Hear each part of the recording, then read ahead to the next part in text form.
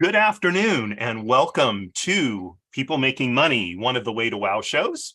I'm your host, Kevin Bemmel, and it is good to be back after being on hiatus for a few weeks. And, one of my friends yesterday was watching the show and he sent me a text message, "Hey, love the pirate look."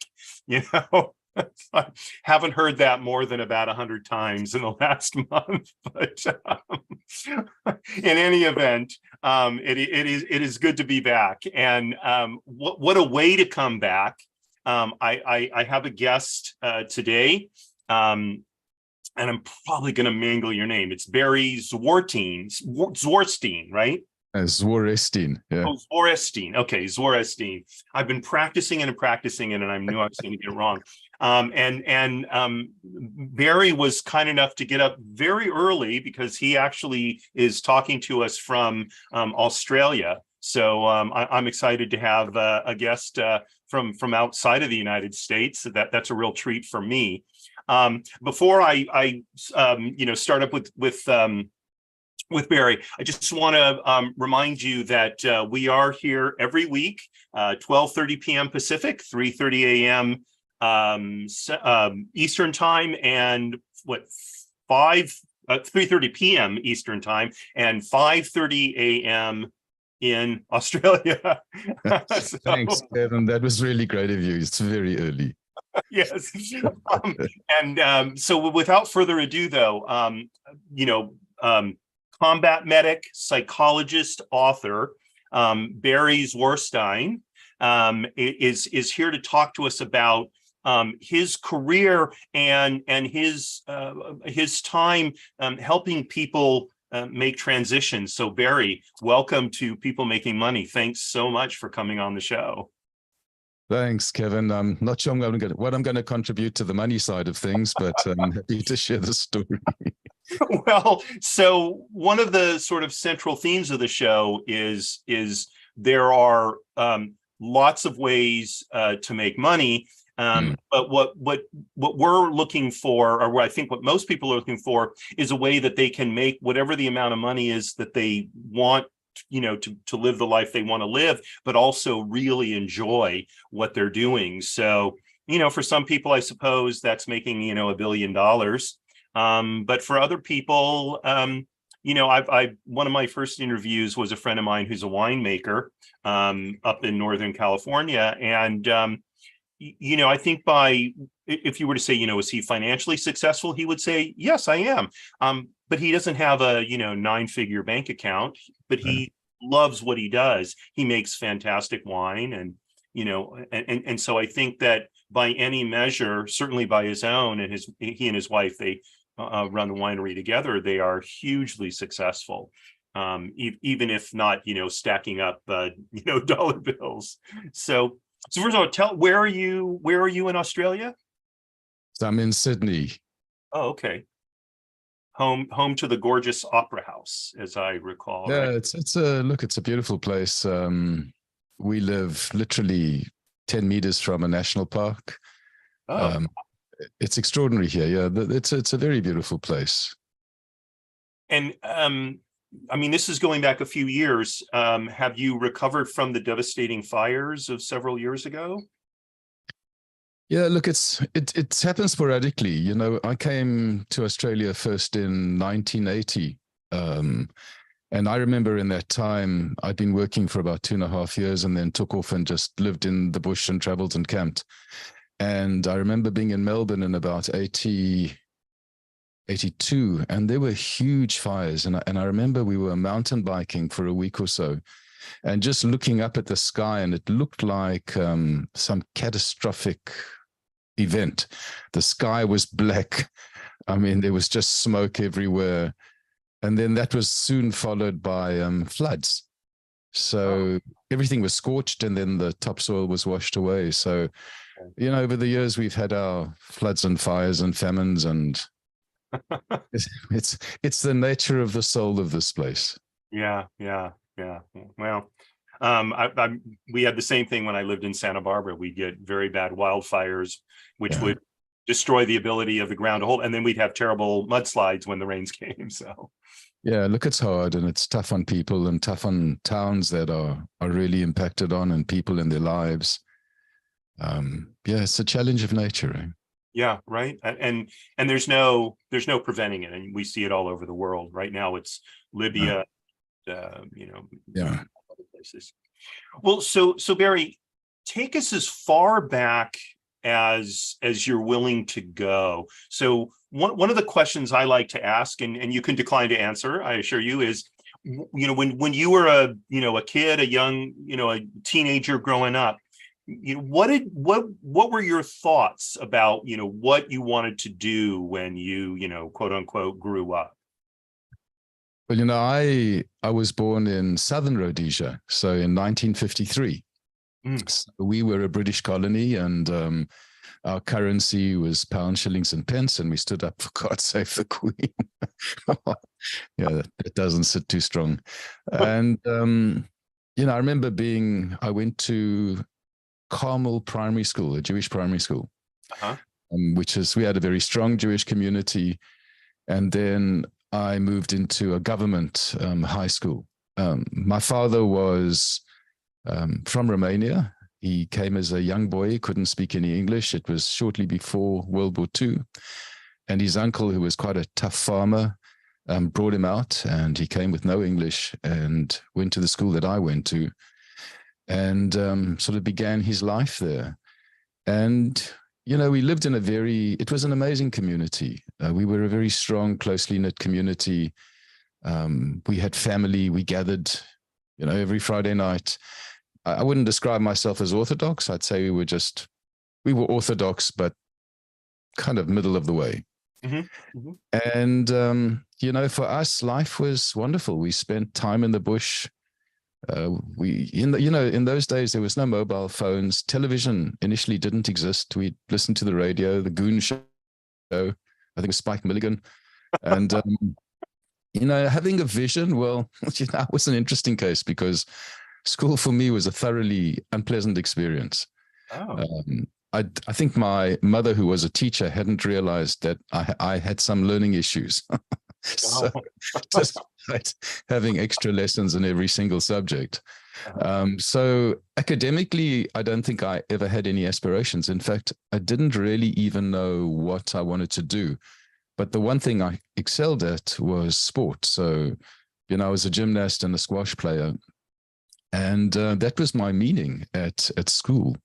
Mm-hmm. And eventually in 1970, when we graduated from high school, I hadn't a clue. And my mom said to me, well, clearly you don't know what you're going to do, so just become a teacher. So I went, okay.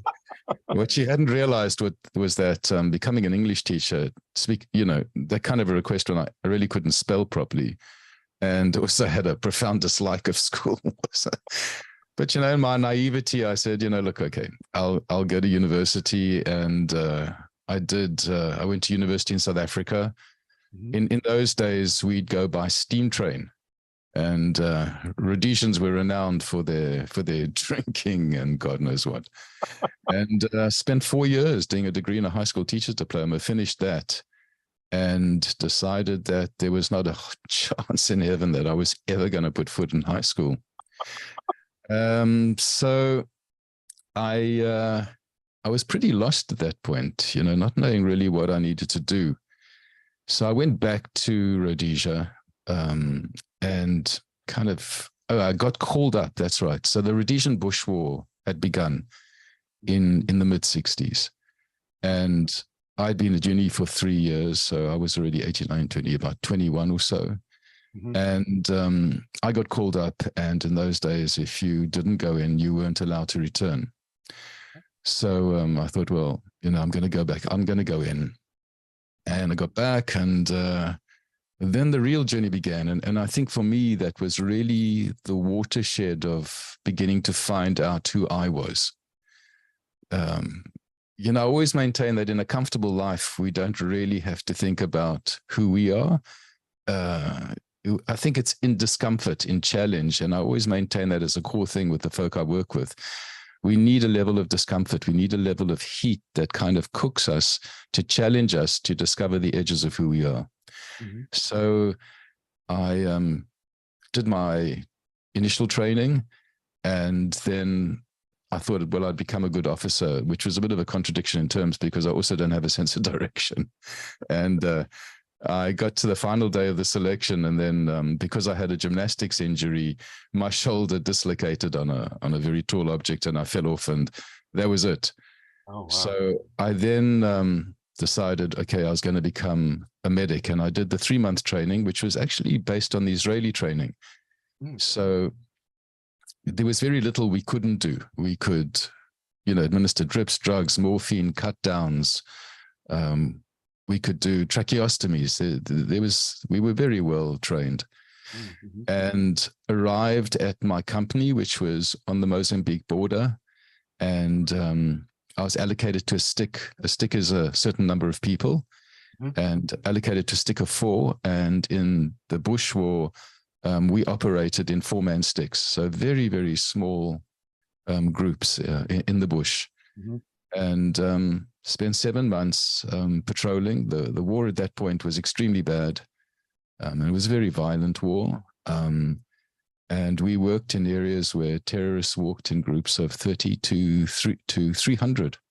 I think one of our 4-man sticks walked into 300 terrorists at one point. And did some interesting things. Certainly got to practice my craft. It was very much like, MASH, the good old days of MASH. And so, if the 4 of us walked into a situation and were called into a situation that was near us, I'd be sitting in a thorn bush, getting drips in, getting drugs in, waiting for the choppers to pick them up, and then we would move on. Mm-hmm. So those 7 months were powerful. They were encountering, but they also left an edge. You can't, I always say there's no such thing as an unwounded veteran. Mm-hmm. So following that, I went back to university in Cape Town in South Africa. And I became, all I could do actually was become a speech and hearing correctionist. So I did that for a year. And then I wandered around 3 schools, primary schools, testing hearing and teaching kids to say Ronnie Rabbit, and kids who would say Thammy Snake and Wonnie Wabbit. So I did that for a year, and then decided maybe that wasn't my career aspiration. And if I can interrupt you for just a second. Go for it. Yeah. So what led you to decide, and maybe this is, in the United States, one of the big decisions anybody in the military makes is whether they're going to make it a career or whether they're going to kind of do, 3 and out or 4 and out. So what led you to decide to get out of the military and go back to civilian life? Look, I mean, the military was never going to be my life. I mean, I was an interesting contradiction in that in 1972, I decided I was going to become a vegetarian. Killing things was not going to be a goal for me. Mm-hmm. And so when I went operational and I went, guys, look, there's a bit of a problem with the rat packs. I'm a vegetarian. And there was a shockwave that just traveled through up all the way to command center, and they had to find food for me to eat on patrol. So it wasn't going to be my future, but it was a point in time where I did something that in many ways set me up for the present. Okay. The only way I could get out, because at that point things were pretty tight, and I really didn't want to come out feet first. And I applied to university, and the only thing I could do was that diploma in speech and hearing defects. So it was by default. A lot of my journey was by default. I didn't know what to do. There were crossroads. There was one option. I grabbed the option. And so that was one of those default moments where I made a choice. But the military wasn't going to become my career. And certainly, seeing the impact that it had on all of us, and also having worked with veterans over the last 21 years, look, it's a good lifestyle. There's a camaraderie-ship, and there's values, and there's the concept of tribe and dependability and reliability. But the Rhodesian Bush War, Rhodesia collapsed, so it could never become an option. Mm-hmm. A lot of the guys did carry on and join the South African Army or or became contractors around the world. And in fact, even now, the guys in their late 70s still doing contract work, whether they helicopter pilots or advising. Mm-hmm. But it was a point in time. So that's kind of why it didn't become a permanent fixture for me. Yeah. Okay. But education, I certainly wasn't going to be walking around with a testing caring for the rest of my life. So eventually I ended up, and it's all about, I ended up in England. I was working for a bicycle shop for a few months because I had done a second language qualification in teaching English as a second language. Oh, okay. And at that point, as I mentioned to you before we went on, when I finished that, my wife, who was not Jewish at the time, said, look, I really need to get to Israel. I've got to be in that place.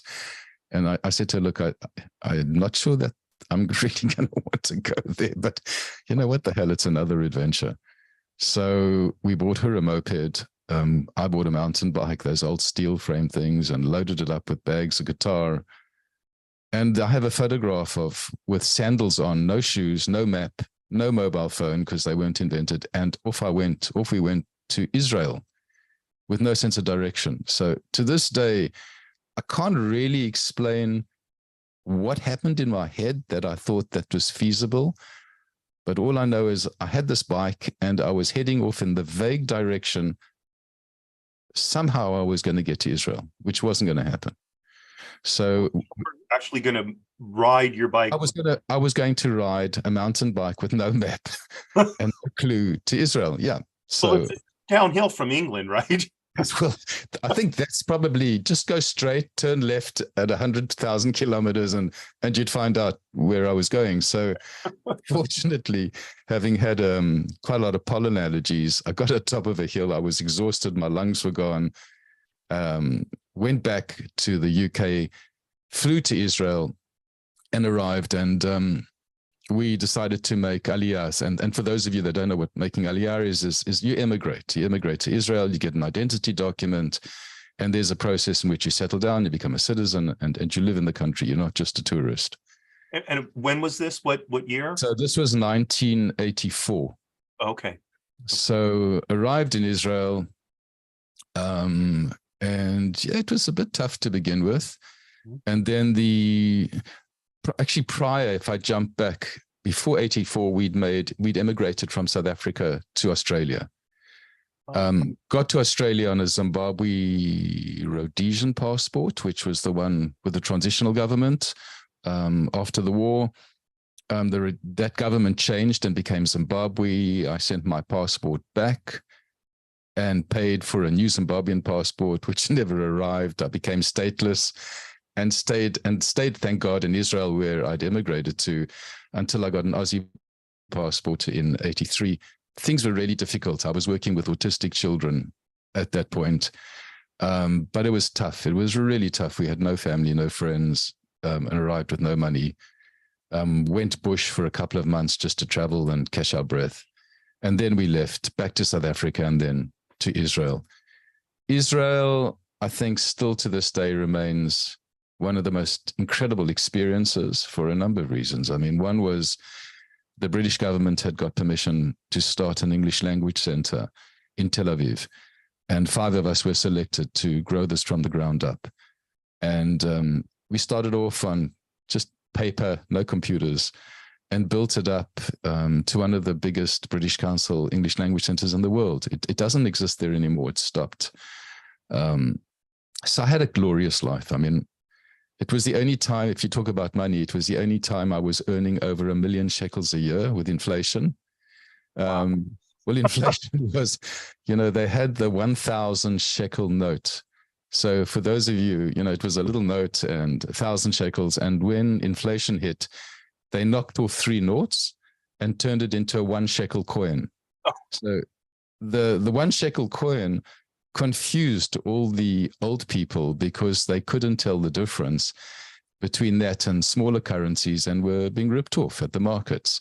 So as a reaction, they called it a juk. So as you know, juk ichad is one juk, and a juk is a cockroach.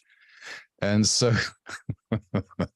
it was their way of telling the government they weren't amused. So, and it got known as a juk ichad. You know, if something was 1 shekel, they'd ask you for juk ichad. And but I had a wonderful time. I loved the work. It was creative. I discovered a love of Israel because I don't really come from a very religious background,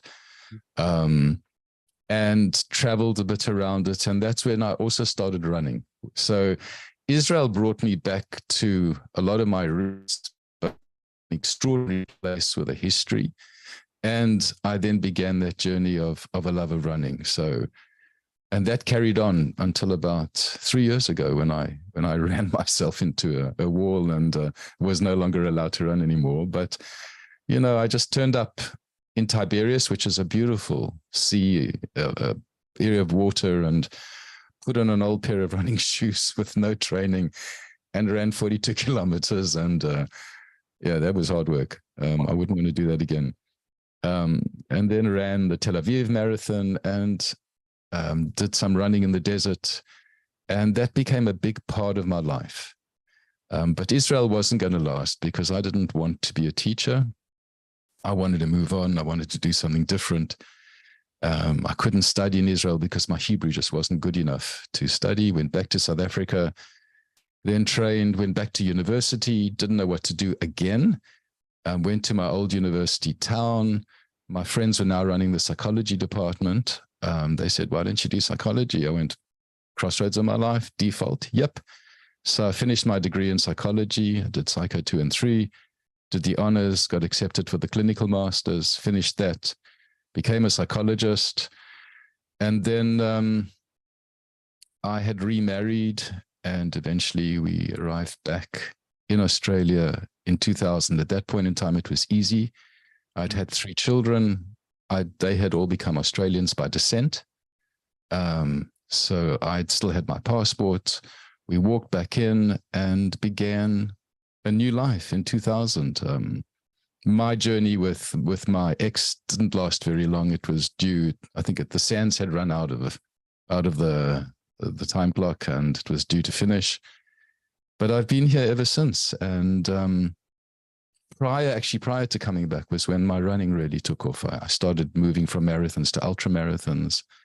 I did a thing called Comrades Marathon, which was a 84-kilometer run uphill in South Africa, and another ultra marathon. Got injured after the final ultra.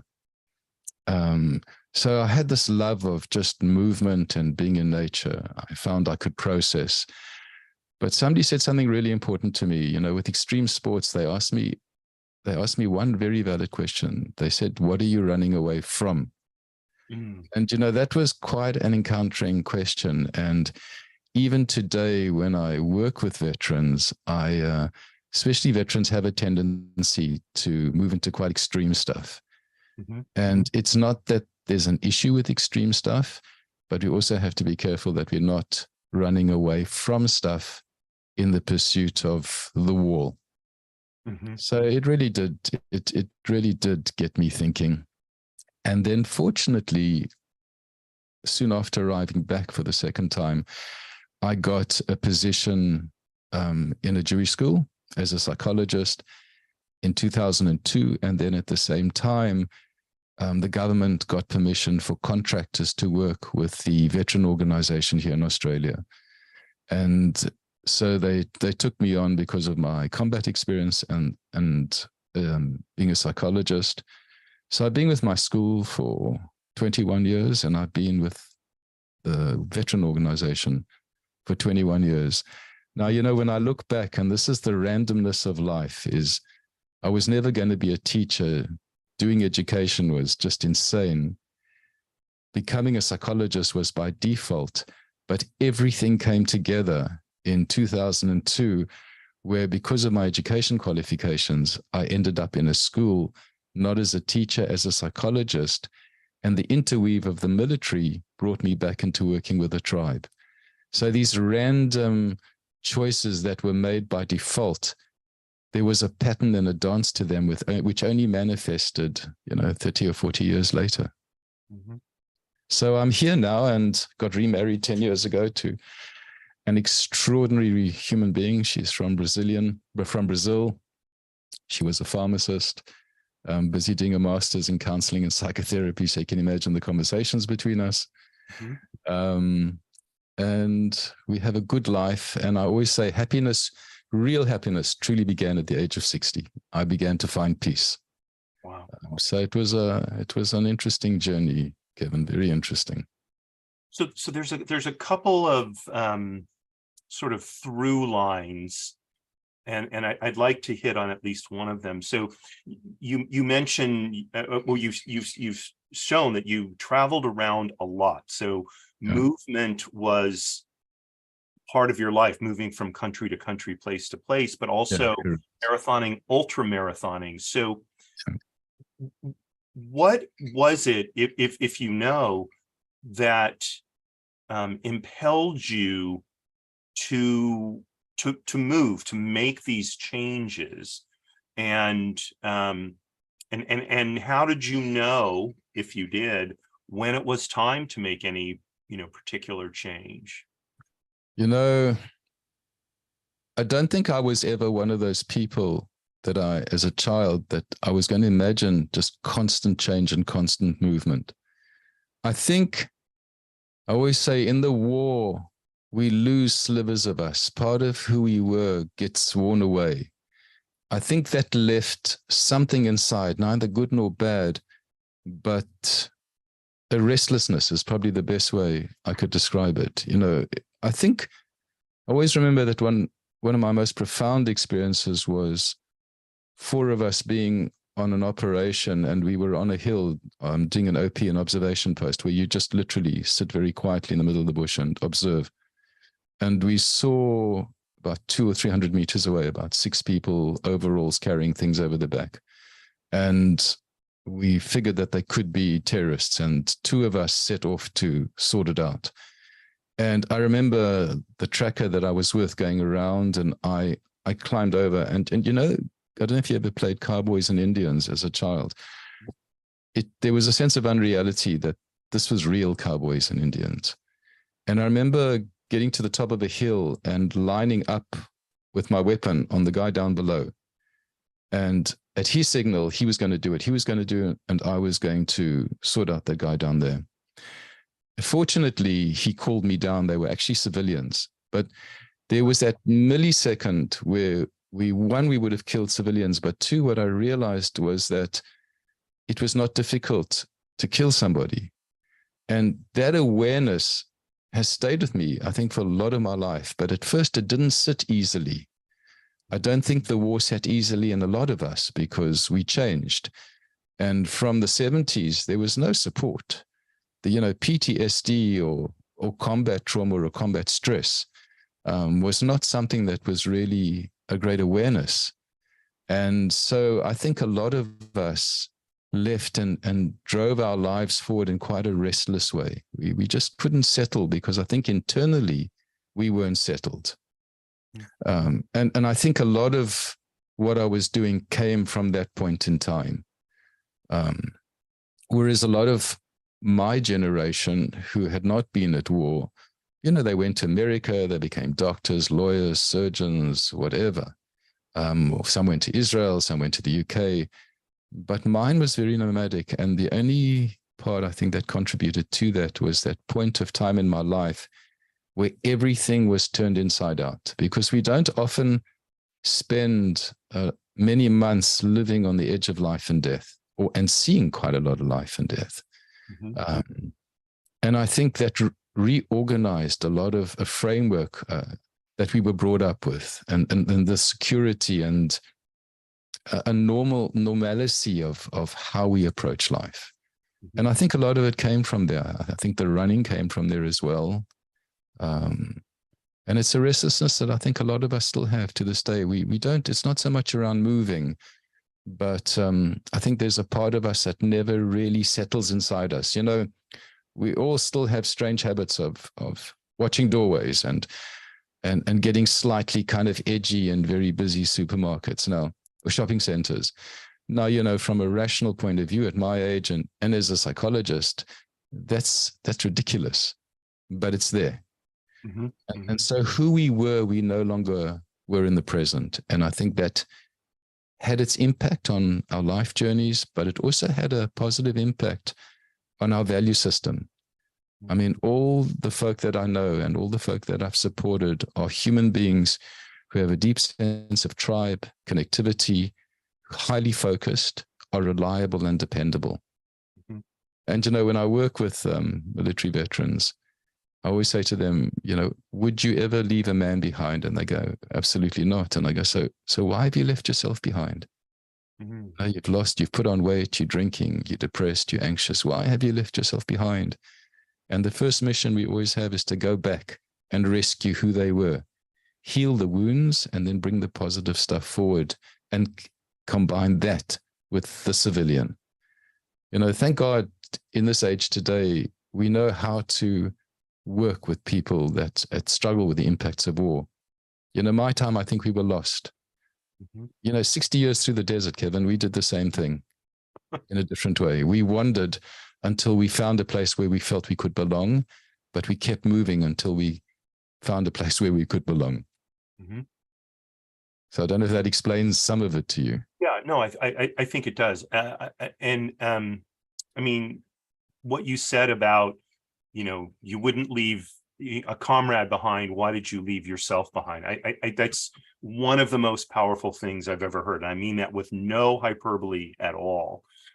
Because in my work as a chaplain, I encountered that same thing. People who were extremely selfless in their devotion to their comrades, their family, or whatever, to the point where they were destroying their own lives. And I would say to them, what will you be able to do for your family if you continue on this path, right? Without taking care of. In the Navy, we have a saying, shipmate, self, which makes it sound like you put yourself last. But it's only because if the ship sinks, then everybody goes down, right? But in reality, I had to remind my sailors and Marines, in order to be able to protect the ship, you have to be fit enough to be able to do that. And I found it's really easy to lose track of that. It is. Because there is such an ethos of selflessness in the military. So how, if you do you apply lessons such as that to people who have never been in the military? Because I think you don't have to have been in the military to lose yourself, right? Especially at the expense of other people. That, again, here in America, there is, in many ways, there is this sort of ethos of selflessness. Like that's the highest thing to aspire for, right? So how do you translate that for people who perhaps haven't had it, that experience? And well, when last year, I wrote my book, Which Way Is Your Warrior Facing? And it's a transitional manual. And I combined the lessons from running ultramarathons and the lessons from being at war. And I think those lessons are often, my little cockroach in my head is whether I reframe that book and turn it into something for any population. Mm-hmm. So the lessons that I always use are that there is no growth without discomfort. And we're a species that, as we age, we like to become more and more comfortable. But as we soften, we start to lose our edge and our appreciation of the things around us. There can be no growth without change, without effort, without challenge. Well, it always takes something. It's a bit of a fire we need to go through. So the first lesson always in working with kids in my school and others is that we need to look at micro challenges every single day. It could be making your bed. You've got Admiral McCraven, who wrote that book, Make Your Bed, the Navy SEAL. Mm-hmm. And that one really, that was a very beautiful little book that I read. And I make my bed every single day because that That's a statement that says, I am organizing my life. I am driving my life. It could be for some people, it could be going for a walk around the block. It could be just getting up and doing the shopping, getting up and doing some exercise, gentle stuff. It depends where people are at. But you need to step out of your comfort zone to create change. So that's one of the big ones I do explore. The other one is that I work a lot with fitness and well-being, and well-being at a level of emotional, psychological, even spiritual, for folk that are religious, Christian, Jews, whatever they may be. All those aspects, the holistic aspects of who we are, and nutrition are all really important. I'm not a nutritionist, but it's getting people taking care of their well-being. From ultra marathons, one of the lessons I really understood was that I often say, if you can't run, walk. If you can't walk, crawl. If you can't crawl, sit down on the side of the road, have a moment, get up, dust off, and keep going. Now, when I work with veterans, and even when I don't really work with civilians anymore in my private practice, but with the adolescents in my school, there've been a couple that enjoy pushing the edge a little bit. And I'm very much, you have a guy in America called Wim Hof, and he does the breathing and the cold water stuff. And cold water is a very powerful challenge. And so, for example, I made a choice about nearly 3 years ago never to have a hot shower. And I've had cold showers 365 days a year. But the thing is, when you experience discomfort, whether it's a cold water or what, your body starts to adjust and adapt. So that means in time, what you perceive as being uncomfortable certainly becomes comfortable. So you start to extend your parameters of your own personal strength, your own personal vision, and your own personal endurance and resilience. Now, when you talk about creating wealth, well, creating wealth, as you said, can be huge amounts of money. It could be just working really hard. It could be providing for your family. Wealth is the point at which we feel comfort. But before we get to wealth, we also have to move through discomfort. And even with wealth, we can lose wealth. Material stuff, it can go overnight. And it's constantly working and teaching people that discomfort is your greatest teacher. So when kids come into my room, let's say they're in the last 2 years of school, which can be quite stressful. And I go, what's happening? And they go, I'm not motivated. And I go, well, motivation's the cream on top of the pudding. It's about time management, organization, discipline, well-being, fitness, endurance, resilience. So forget motivation. That's not what you're here for. But I think we were a generation, well, not so much our generation, but I think the younger generation, if it doesn't work, we discard it. If it's a relationship, I don't like it, I'll leave it. We just change. We take it off and we move on. Yeah. I struggle with that because we sometimes need to dwell with where we don't want to be. And that's probably the core of what I do with people is, well, who are we and what do we do? And how do we find the resources to manage being where we don't necessarily want to be, but where our greatest learning can actually happen? I mean, so interesting. So much of what you said, I've had in recent conversations with my daughter, who is 16, and the one that really resonated was she's a writer and she's been struggling to finish projects. She said to me, I think week before last, Dad, I'm just not motivated.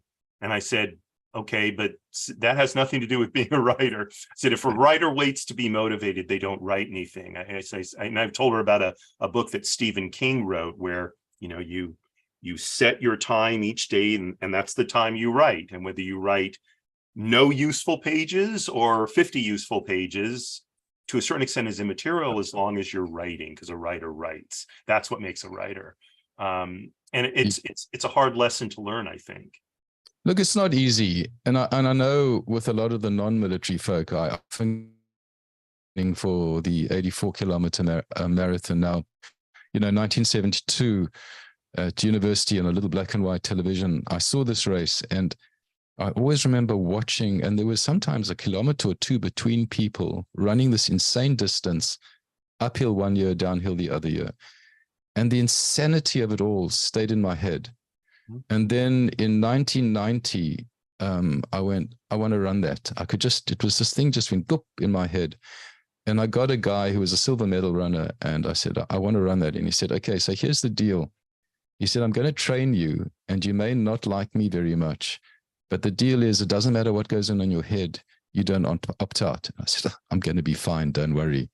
Well, training session could be a 40-kilometer run, day in, day out, 6-7 days a week, constantly. My body ached, my head ached, my soul ached, and I didn't want to be there. And he showed no sympathy. His whole approach was, you made a choice. And if you can't stay with the discomfort, then you shouldn't have made that choice. Mm-hmm. And I learned from that, and I explained to people that there were points where I wanted to give up. But when we start to give up and walk away because things are uncomfortable, we go from being in the driver's seat to the passenger seat. But the car's still going, but there's no one driving it anymore. And so by constantly affirming that we are still in control of our lives, by learning to manage discomfort and the disciplines of even just getting up and making your bed every day, you're in the driver's seat. You might be driving through a bit of a sandstorm or a thunderstorm, but you are driving. And I think the goal is, with change in life, is that we go through tough, really tough times in life. There are those moments that put us in the corner and we sweat and we watch the walls move in. But by doing the things that keep us in the driver's seat, at least we have a level of control to survive and endure the challenges that face us. You mentioned several times, I think, that at these sort of turning points in your life, there would be sort of one option, and you grab that, and that made the decision for you. Do you continue to do that in your life? Are you more intentional now about decisions? How do you deal with that issue now, as opposed to how you dealt with it, in the earlier part of your life? I think it's a really good question. Thanks. It's not so random anymore, and it's not as if I arrive at a crossroad and I don't know what to do and I grab the first thing. I've got to a stage in my life where, in terms of the work I do, I have an absolute passion for what I do. So I'm no longer looking to grab at what I do. I'm really comfortable financially, so I don't need excess. So I'm not hunting excessive wealth. So I'm not grabbing or looking for options there. So I'm more at a stage in my life where I can be. Mm-hmm. The change I want is change that I'm conscious about and wanting to choose. So I'm at a point in my life where I'd like to slow down aspects, maybe bring my veteran work down after hours a little bit, and then maybe pursue something different. So, for example, my wife and I, writing a book came from that. I had a dream about writing a book. It drove me crazy. I didn't want to do it at times, very much like your daughter. I empathized with her, but I had the discipline to get up and keep writing because I could feel a calling in that. Mm-hmm. My wife and I talking about starting a bit of a podcast because we forever talking and reading books and discussing things. Mm-hmm. So nowadays the choices are more things I consciously choose because they create change and add layers of engagement and pleasure and diversity on my life and our life, rather than being in a point where I had no clue and just grabbing the first thing that came. But that, Kevin, was, it took 60 years to get to a level of peace, and then it took another 10 years after that, at my age now, to feel I'm embedded in a rhythm. And I have my rhythms. I mean, I'm a strong meditator. I've meditated for 47 years. It's a part of my daily rhythm. I live in nature that's critical to my well-being. I have an extraordinary relationship. Things have consolidated, but getting here was not an easy journey. But I used the tools that I learned from being at war to running. And even in my most desperate moments, I was still kind of in the driver's seat driving through the madness of what I was facing. Hmm. So life has given me a gift at this stage. So I can afford now to enrich rather than survive. There seems to be, I don't know, somewhat of an ethos, at least in Western society, where we have to make intentional decisions. Yeah. So I'm wondering, how do you look at? Let me preface this by saying, in some ways, our life has certain parallels. I would come to a turning point in my life. There was an opportunity there, and okay, and I sometimes I would think, oh, you're just taking the easy way out because the opportunity was there.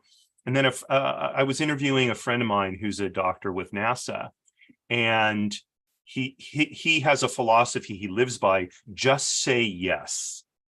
Because we grew up in a just say no world, but his attitude is, if opportunity presents itself, just say yes. And I mean, it's done many things for him, including being able to work at NASA, going to scuba dive in Antarctica, really amazing things, right? So how do you look at this idea of, on the one hand, sort of going with the opportunity presented versus analyzing and being intentional about decisions, and in particular, with respect to the adolescents that you work with, who are in many ways just sort of starting out on that journey? Yeah. Look, I think now, and when I do work with people, I think the intentionality and the ability to understand the territory you want to walk into and understanding all the components of it, I think that's important. My generation, we blasted out into the world after the war. There was a randomness, there was a woundedness that didn't allow clarity often to happen. If I could go back and the learning I had in the present and look back, I would rather have had more intentionality. I always say to the kids, and especially with the veterans, if you're going to navigate through territory, but you're going to do it with no compass and a map, there's going to be a problem. So I think, as your friend did, if you have something to say yes to, well, the next step then is to understand the choices of that yes, the demands of that yes, understand the territory of that yes, the hills you're going to have to climb, the challenges that you're going to face, then enter it. I think there's far more logic and the capability for success at that point, because you're not running in blind. I know that when I could no longer run long distances, I was running up until 3 years ago, so 67. So at 66, 67, I would be running on my trails in extreme heat, but really extreme heat. Now, that was not intentional or well thought out of, because I would be a whisker's hair away from, heat stroke. I was not thinking. And so when we slam into life without thought or intentionality, we can kill ourselves. And so I've learned, even from that lesson at a later stage of my life, that I think I need to think more carefully, be more intentional before I start pushing the edge. I could have had a long, successful running career because I was good at what I was doing. But because of a lack of intentionality, planning, and understanding, I injured myself.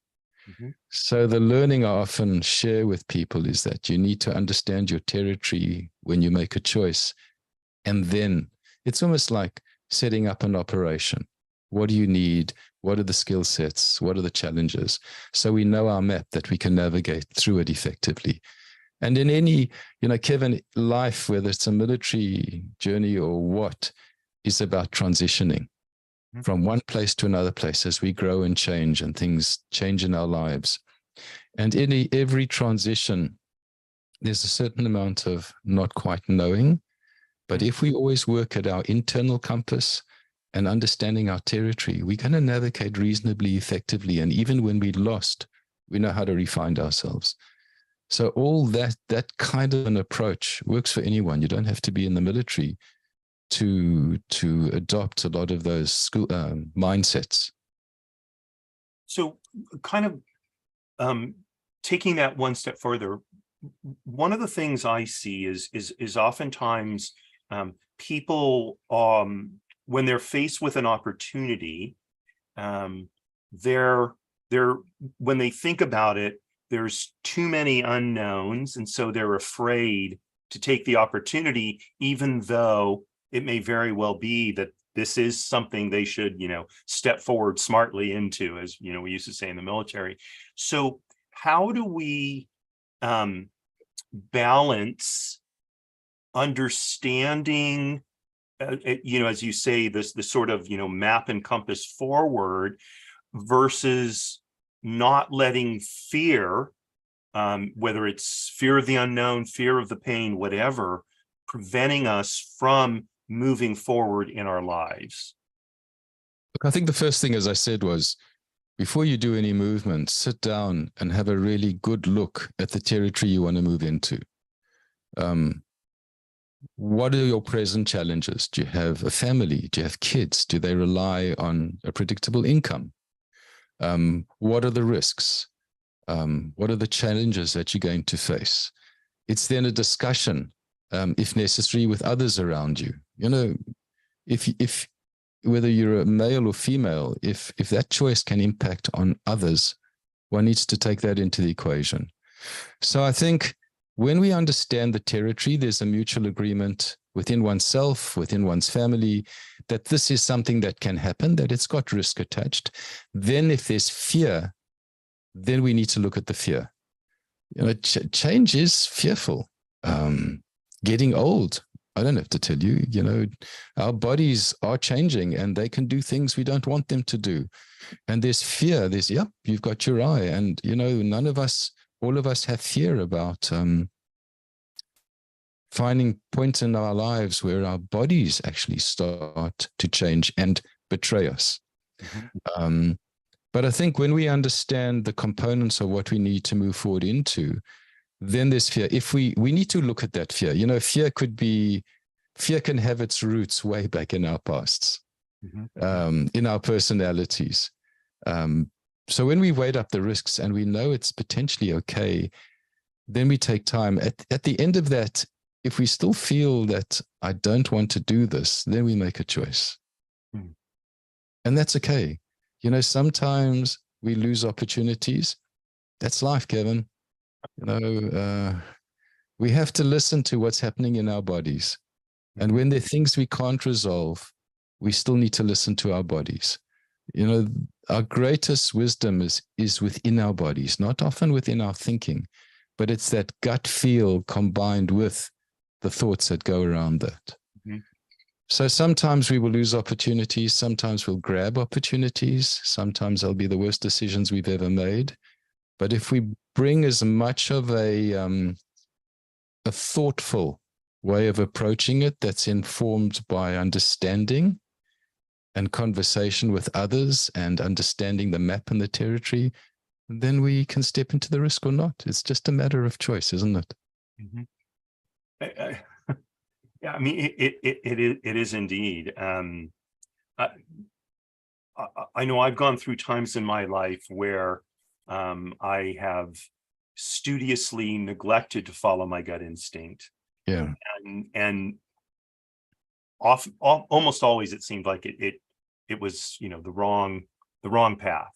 And yet at other times I'll trust my gut instinct, and it's hard to do because it really means having faith in oneself and sort of faith that even if your gut instinct turns out to be wrong, that somehow things will come out okay, right? So you mentioned earlier, I'm going to shift gears on you a little bit here because we're getting close to our time.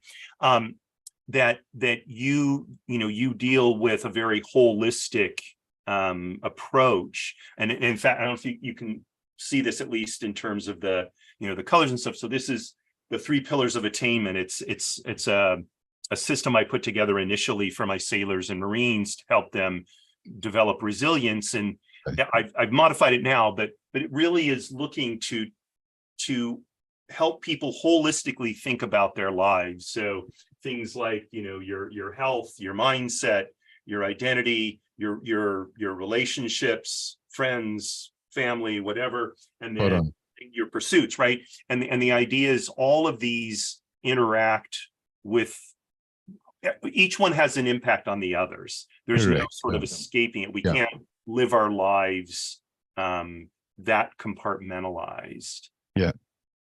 So I guess this is going to have to be my last question. How do you help people come to understand, but also access themselves in all of these different realms of life? I think you nailed it just in terms of that triangle. And there's actually a series on Netflix. I think it's a 3-part thing of Living to 100, and he explores different cultures that have longevity. Part of our ability to make effective decisions and lead lives that enrich us. And you can have the pursuit of wealth from a material level and be desperately lonely and unhappy. We can live with very little but feel very wealthy. So, I think we often need to look quite carefully. And when we look at that definition, and when I work with people, it is about, one, looking at your well-being. So how much attention are you paying to yourself every day? What's your nutrition like? I have disciplines every day. I meditate, I exercise. I'm a raw food vegan, but that's my choice. I'm a bit extreme on that one. But just looking at what goes into your mouth, looking at our relationships with people. Are we alone? Or do we have family to connect with? To fostering a sense of meaning. I think there's an important part for spirituality or a connection. Even a connection with nature can be a deeply spiritual experience. So I think that part of that whole holistic model that you talk about, when that's a level of living with discipline, a level of discipline of care for self, care for other, and being embedded in meaningful frameworks. Mm-hmm. I think when we have that, we've achieved wealth. Mm-hmm. We really have achieved wealth. I describe myself as an extremely wealthy human being, and I'm not materially wealthy, but I am comfortable. But in every way of my life, I have meaning, connection, and belonging. Mm-hmm. And I think when we go with that triangle, at the end of the day, you may not have a lot in the bank, but geez, you've got a lot of money somewhere else. Right. One of the things I teach my daughter is relationships are a currency all their own, and in many ways much more valuable than anything you can put away in a bank. Yeah, and Kevin, the one thing, there's a song I heard a long time ago. It says, when the singer is no longer living, what song does he leave behind? Now, I think the challenge we always need to ask is, when we're not here, what song are we going to leave behind? Mm-hmm. And that's leaving a part of yourself and that level of service and something that benefits and enriches, whether it's our families or others. And so for me, my professional life was 21 years of working with the military. My book was my song. My children could be my song. Mm-hmm. So it's outside of all of this, outside of the triangle, outside of everything we've talked about, the bigger picture is, what will you leave behind when you're no longer here? So before we run out of time, Denise is on with us. I don't know Denise as far as I know, but Denise, do you have a question for Barry? Give her a moment to respond. If so, do you know Denise or no? No. Okay. All right. Well, as is so often the case, I think we could go on, for another hour. We've just started to unpack, many of the ideas that were raised by your life, by your journey, and so hopefully we'll have another opportunity to do this and delve into some other aspects of this. But thank you so much, Barry, for getting up so early in the morning and spending this hour with us. I really deeply appreciate it. Yeah, no, look, thanks for the opportunity to talk, and also for meeting you and sharing our ideas. Just thanks a lot. You're welcome. I'll have Appreciated to the opportunity. do a quick wrap up here, and then we can wrap up offline. So, ladies and gentlemen, that is our show for today. Thank you very much for tuning in, both live and on social media. I hope you enjoyed it. I will post a link to Barry's book so that you can get it on. I assume it's on Amazon, or it's everywhere. Yeah. Okay, so I'll make sure there's a link to Barry's book if you want to check that out. I encourage you to do so. I can shamelessly promote it because I have no financial interest in it, but you can see the kind of experience and wisdom that Barry brings to life and to others, and so I do encourage you to check that out. So that just leaves me to say, again, thank you very much for joining us. We'll be back again next Wednesday at 12:30 p.m. Pacific time for the next edition of People Making Money. And do keep in mind, on Monday at 10 a.m. is Trust and Estates Weekly. And on Tuesday at 11 a.m. Pacific time is Business Lessons from the Military. So that's our slate of shows each week. And I cordially invite you to join us at each and every show. So I wish you all a wonderful rest of the day, a wonderful rest of the day, and a lovely rest of the week. And look forward to seeing you next week. And signing off, as I always do, to my good friend, Marie Darling, you are my bell. So thanks you all very much.